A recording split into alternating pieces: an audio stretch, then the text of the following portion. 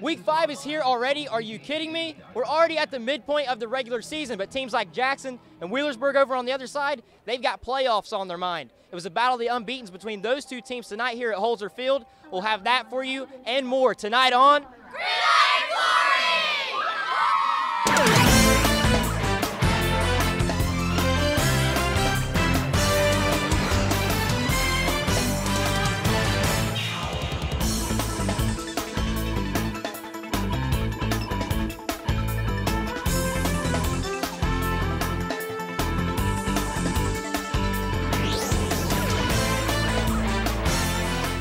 Hey, what's up, everybody? We're back in Studio A for Friday number 5. It was a warm one out there tonight before the sun went down and finally cooled everything off, but here at Gridiron Glory, we're just heating up.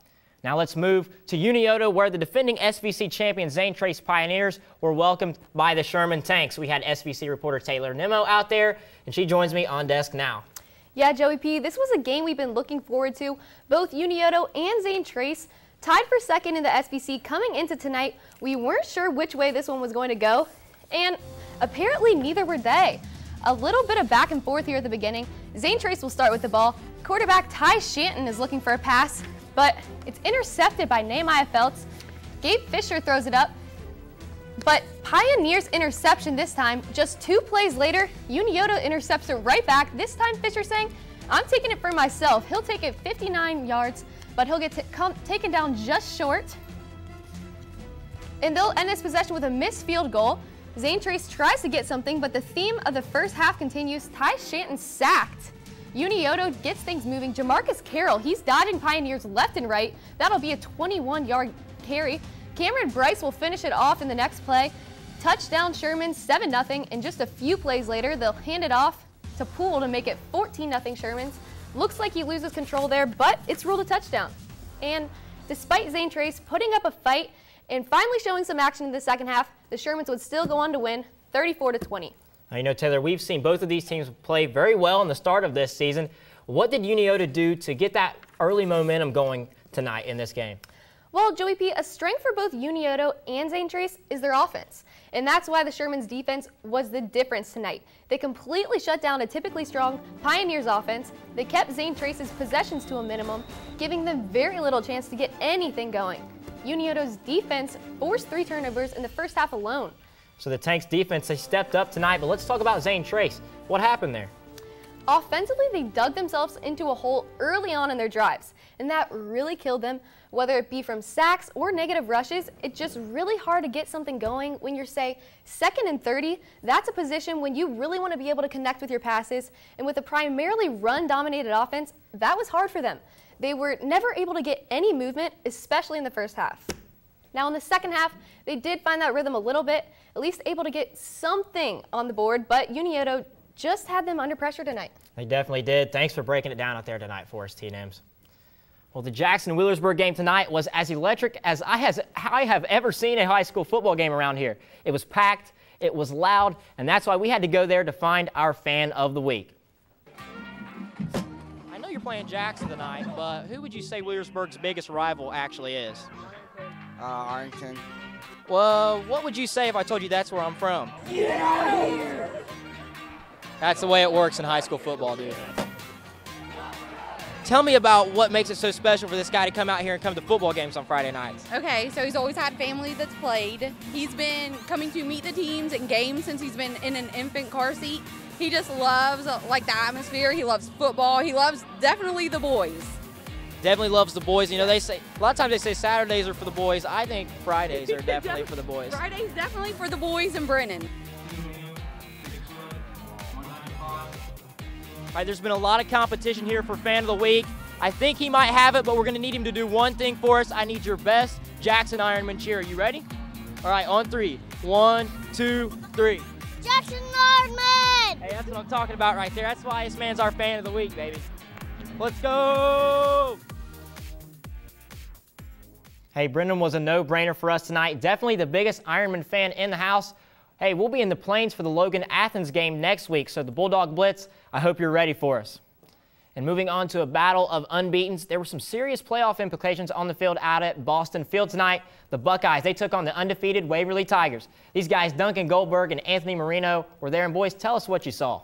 Joey P., I'll tell you what we saw. We saw a couple of 5'9" and a 5'10" linemen dominating in the trenches for the Buckeyes and pushing back guys who were over 5 inches taller than them all night long, allowing Keegan Wilburn to just blow through that Waverly Tiger defense. Yeah, Duncan, it wasn't just the offense that was clicking tonight, but so was the defense, as they were able to cause havoc on the Waverly offense from the get-go, causing 2 early turnovers and really deflating the Tiger offense. And this was a surprising outcome, seeing NY win this big, as the Buckeyes were ranked 10th in the division in Division 6, while the Tigers were 4-0 and are in Division 4. But the Buckeyes, they were clearly ready to make a statement tonight, as they would roll in this one, 38-13. You could definitely see it in their eyes, and you know, last week it was Garrett Maiden who had himself a breakout game, and now this week it was Keegan Wilburn who had the spotlight, as he was able to find the end zone a total of 3 times and also a total of 165 yards. But Maiden, he also showed up, and as he produced a total of 2 touchdowns,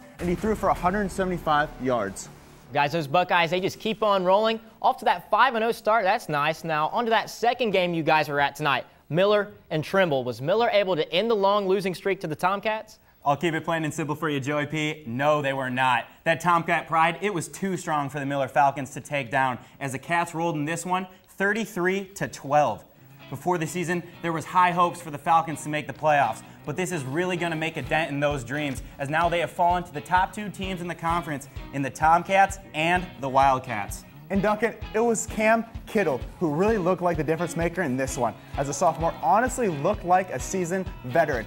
After losing starting quarterback Gary Brooks just before the start of the season this year, Kittle has really stepped up, and I think it's safe to say everyone has been impressed by what he has done. Spot on, Anthony, but it hasn't just been Kittle. Max Hooper, Connor Wright, Sawyer Coons, they have really stepped up this year running the football, and that was the young offensive line has looked great too, especially tonight against a very stout Miller Falcons defense.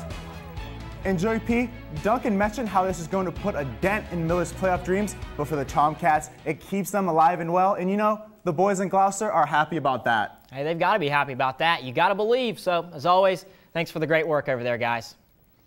And speaking of the FAC, we're going to talk about them later, but our tweet of the week is from the FAC. It's from @JasonBenson23. He quote tweets our FAC power rankings we released earlier this week with 6, count them, 6 crying, laughing emojis. I'd say that pretty much speaks for itself.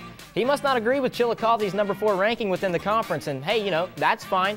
Still plenty of football to be played, but I promise you, man, we will not sleep on the Cavaliers. We appreciate the tweet, buddy. And starting us off, after 4 weeks, Miami Trace is still one of 2 FAC teams still winless. Tonight, the Panthers traveled almost 100 miles for a chance at that first W. Blake Baker now joins us from Zanesville live.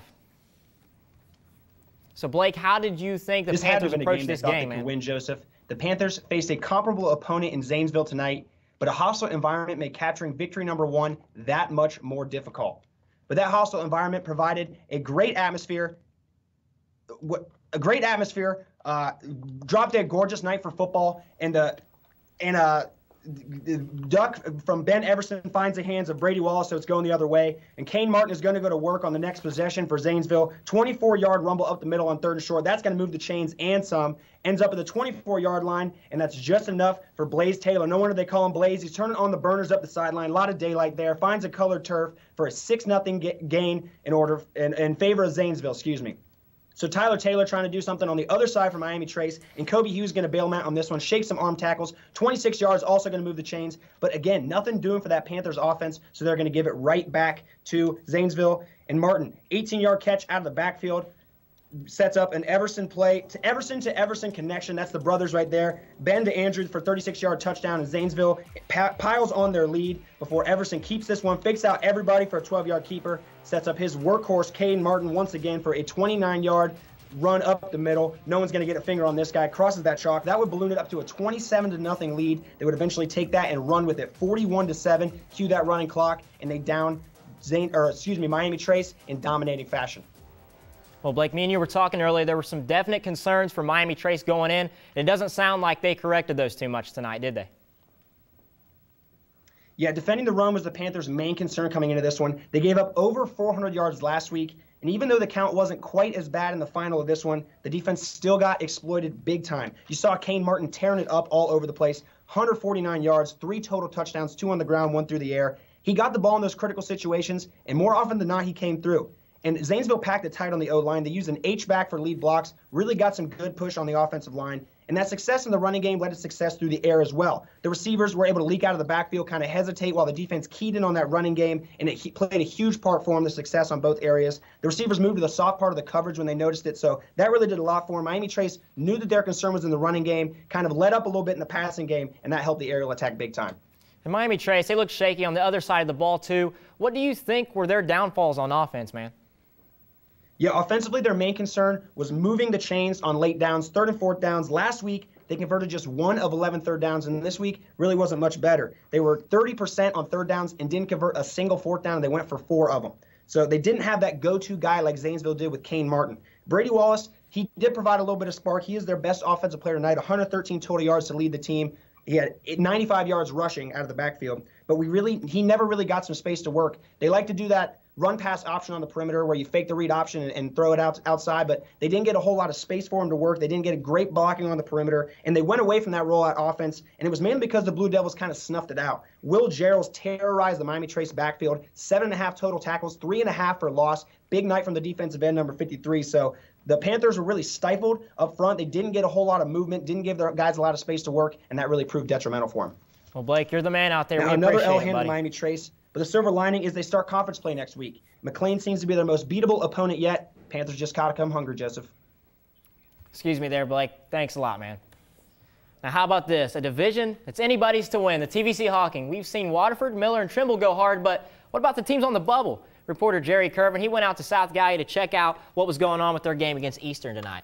Yeah, Joey P. In the TVC Hawking, there's always going to be favorites, but we can't forget about the dark horses. Eastern and South Gallia both have a possible way of winning the title at the end of the year, but tonight they'd have to go through each other. It was homecoming tonight in Crown City, and the Eagles were looking to crash the party. Second Eagles drive, senior running back Josh Brewer bounces it out to the outside for a 23-yard gain, setting up a Nate Durst QB sneak. Eagles up 6. Very next play. Special teams highlight. Y'all know what that means. Kyle Northup is going to take it 70 yards to the house. Kick to this man at your own peril. South Gallia takes a 1-point lead. But the Eagles are just getting started. Next play, Stephen Fitzgerald snap, crackles, and pops it all the way down to the field to the Rebels' 3-yard line.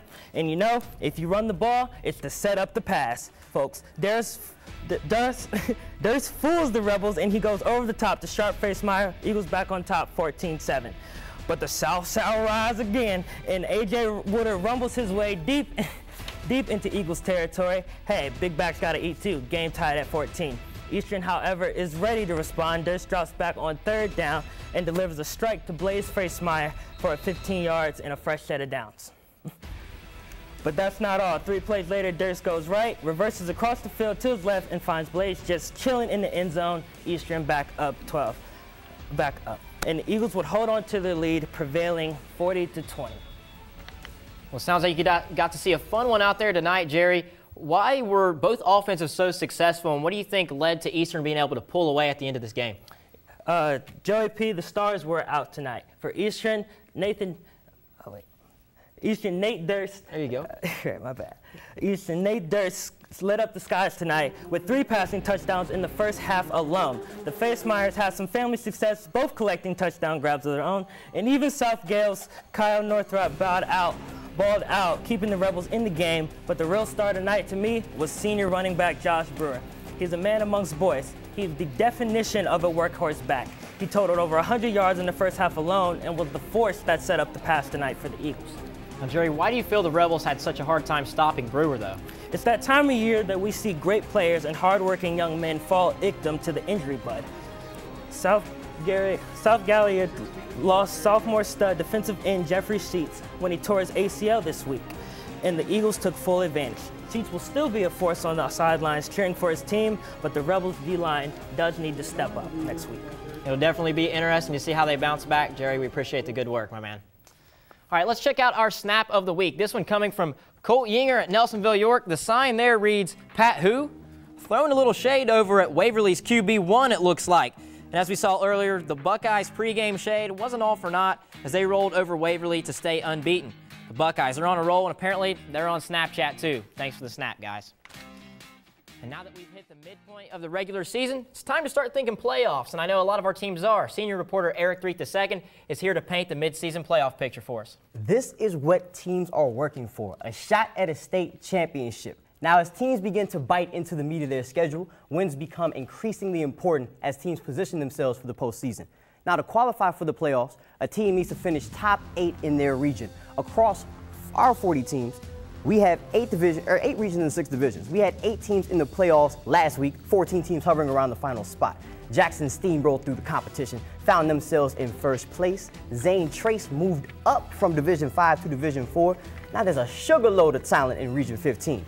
And this Nelsonville York team eliminated the Pioneers from the playoffs in Division 5 last season, but I guess they got a little smaller, and Division 6 can't handle the Buckeyes. And Southeastern, one of the newest teams in our coverage, all they do is drop buckets. The Panthers have not scored less than 35 points in a game this season. Now in the TVC Hawking, no Miller lost to Waterford. They are tied in the standings after week 4, and we find the Tomcats in an unfamiliar spot. If they qualify for the playoffs, it will be their 8th straight appearance. Now this week, 4 of those teams matched up against each other. Trimble and their Tomcat pride bodied preseason favorite Miller, boosting them into the last spot of the playoffs. Unioto ends their 4-game losing streak to Zane Trace, popping the Tanks back into the playoffs. John Glenn shuts Maysville out. Philo loses, but holds on to the A seed. And the Scottes slide back into contention and undefeated. Listen to this. Division 4 Waverly Tiger team came into Boston Field and got bodied. If anyone doubted the Buckeyes, I can assure you they're real. Complete football, and if you expect to beat them, you better come correct. Absolutely, man. They went hard tonight. Briefly for us, who do you think could make it the farthest right now? Right now, I think it's Nelsonville York. They're confident. Like I said, they're playing complete football, and that's what you like to see, especially rolling through the midway into the season like this. All right, man. We'll see what they can do. This guy's always dropping knowledge on us. We appreciate you, Eric. Now we're going to give you your weekly MVL fix. The Philo Electrics were out at Tri-Valley tonight. We had our MVL expert, Scott McDonald. He was in the house for that one, but now he joins us live from Zanesville. Now, we usually see Isaac Gill having big games. Did Tri-Valley do anything to contain him? Yeah, Joey P. 2 of the 3 co-champions of last year's MVL race battling it out tonight at Jack Anderson Field to see who would remain at the top of the MVL this year. Tri-Valley sporting their charcoal gray uniforms tonight, and they were off to a hot start. Newsom to McLaughlin for a quick 10-yard slant for 10 yards for first down. Then there's a miscommunication on the following drive between Newsom and his back, but on a broken play, Newsom runs it in for 6-7-0 Scotty's early. All game, the Scotties utilized Newsom's running ability with the quarterback read options. He was up over the rushing century mark in this game, facing a 3rd and very long. Doesn't matter, however, because Newsom hits receiver Greg Nolder for the spin move and 6 with the backers blitzing. That's easy money for the Scotties, 14-0. But it wouldn't stay like that if it's up to Philo's Isaac Gill. He ended the day with 250 total yards and a huge touchdown. Big-time players make big-time plays in big-time games. And on the final play of the first half, he avoids just about everyone in the stadium, finds Aaron Phillips in the back of the end zone, toe drag, that's touchdown, 17-7 at halftime. Unfortunately for Philo, that was the only touchdown, and Tri-Valley would pull away with this fade. Newsom to his favorite target, Jake McLaughlin, 51-yard touchdown, and the Scotties would take this one 31-10. Well, Scott, why do you think Philo struggled to get their offense going? These were the number 1 and 2 teams, and Tri-Valley, they just dominated. Is this conference theirs to lose now? Well, it started with Tri-Valley's secondary. All game long, on many of the passing downs, Gill was not able to find an open man. This forced him out of the pocket. That led to sacks or throwaways. The defense for the Scotties, they deserve a lot of credit for this win. They had a plan to stop him tonight, and they executed it to near perfection. Now, Scott, always bringing us good info from the MVL. All of you out in Zanesville, we want you to get home safe tonight, all right? Now, that man, Scott, as we just heard from him, he's always been bringing the heat on the air, but he and all of our reporters are putting in work throughout the week and giving us content. That content you can find on our Facebook account, so go give Gridiron Glory a like. We're pumping out power rankings these days, previews, features, weekly stories for you, and it's all posted right there on our Facebook account. And of course, our account is a great way for you to get a hold of us. So go ahead and give us a shout. Don't be afraid. Now back to football. Our TVC Ohio reporters Maggie Shandrick and Clark Wicks went out to MacArthur tonight to see the Benton County Vikings take on the Athens Bulldogs. So what happened out there tonight, guys? Well, Joey P., these two teams are actually on opposite ends of our power rankings. While the Vikings have just one win, the Bulldogs only have one loss. And you could tell early on that the Bulldogs were confident coming into this one. Athens quarterback Clay Davis is in the pregame huddle trying to get his offense pumped up early, and it worked. First drive of the game, Davis drops back and connects with senior receiver Robert Dickelman for a 30-yard gain, and he was tough to take down as he gets a few extra yards after the catch. Now those extra yards are going to come in handy just 2 plays later as Davis drops a dime to Nick Barga for a 30-yard touchdown. Athens leads 7-0 after the opening drive. But Barga wasn't done just yet. A few drives later, Davis connects with him again for an 18-yard gain to move the chains. But next play, Evan Adams gets the handoff and can't hold on to the football. He fumbles and the Vikings get possession, only down by a touchdown. But they couldn't make anything happen and went 3 and out. Now later in the half, the Bulldogs take advantage of some great field position and march 46 yards down the field to finish the drive with a 5-yard pass to Trace Albin. Down 14-0, the Vikings offense comes to life as Nayland Yates connects with Lincoln Hayes for a 36-yard reception to give the Vikings in scoring position. Now on the next play, Yates attempts to share the wealth as he passes it to Donnie Stevens to get them in the red zone. But he can't hold on as the Bulldogs recover, keeping the Vikings scoreless in the first half. Now, the Vikings would find the end zone later, but it wasn't enough as Athens wins it 28-14. Well, that's 3 wins in a row for this Bulldog team. Was it the same offense that we've seen in the past few weeks? Actually, the offense we saw last week and the week before was different from what we saw tonight. Usually we see Clay Davis throwing bombs down the field for his receivers to run under. They have become experts at this by now, and this week they decided to focus on their short game. That's right, Maggie. This Athens offense found success early on with quick 5- to 7-yard gains along the sidelines. And once Davis is in a rhythm, it's hard to stop him. Davis had no trouble finding his experienced core of receivers, and the only thing that can lead to is numbers on the board.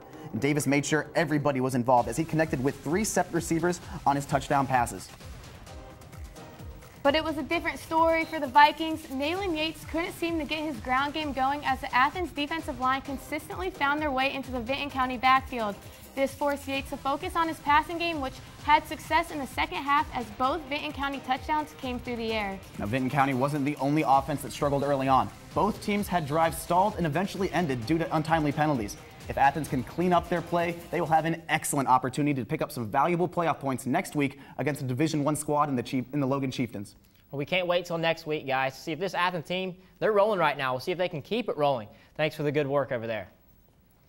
Now, 2 undefeated teams, they went toe-to-toe tonight in arguably one of the biggest games in half of the state of Ohio. Millersburg against Jackson. And trust me, an intense rivalry match like this one definitely deserved to be our game of the week.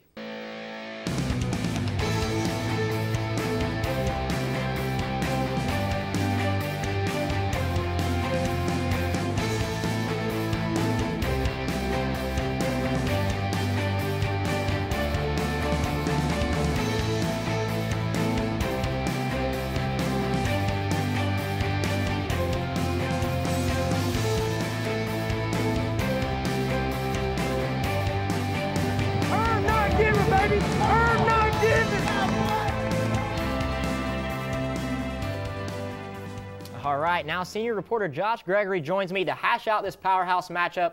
Josh, did tonight live up to all of the hype? Joey P., this game has a history of hype, but unfortunately for the Ironmen, it's been in Wheelersburg's favor by a wide margin, and tonight was no different. But the number 4 team in Division 5 had a little more trouble than expected.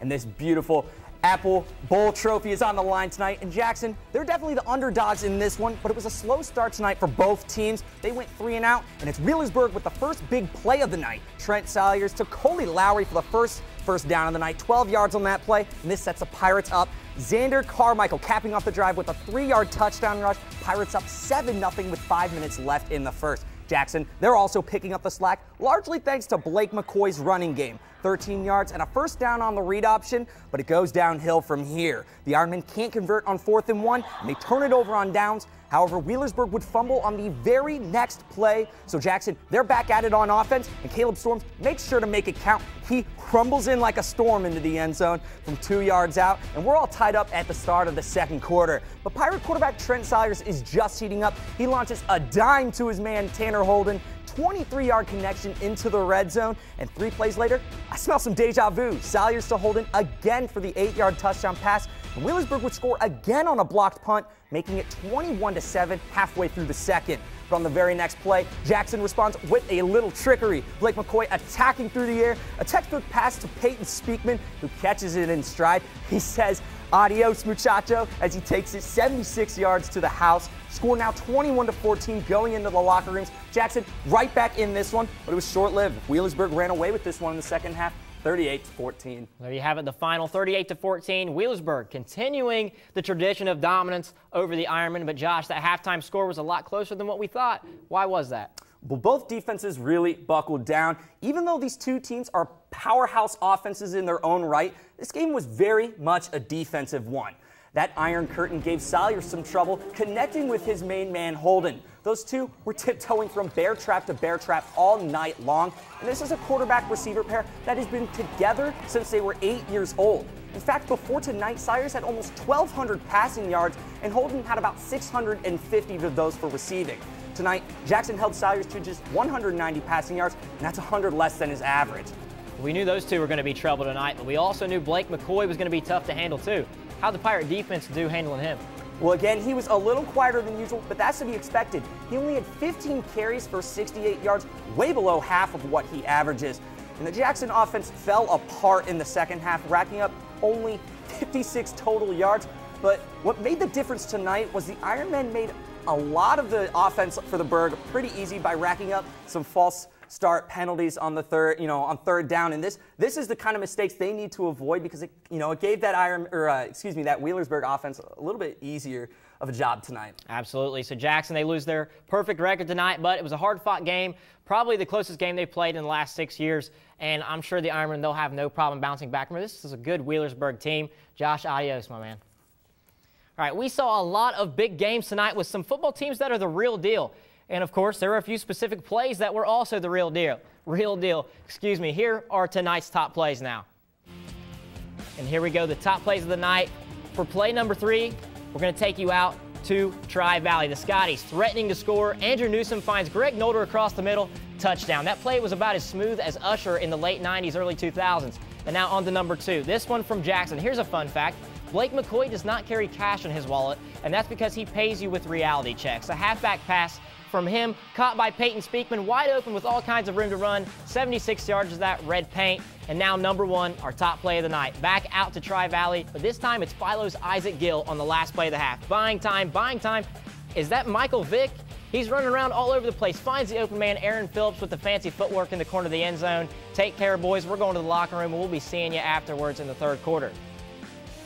And now, that's it for Week 5. We've got plenty of stuff coming up on next week's show for Week 6, so let's go ahead and take a look at what's on the menu. I'm telling you, the menu looks tasty. Southern on the road at Federal Hocking. In the TVC Ohio, though, River Valley at Wellston. And then I'm excited for this one, Logan at Athens. I'll be there for Fan of the Week, so be sure to bring the juice. Moving over to the MVL, Sheridan at Philo, and we've got plenty more, guys. We'll see you then next week for our show. Until then, remember, there's nothing better than Friday nights and Gridiron Glory.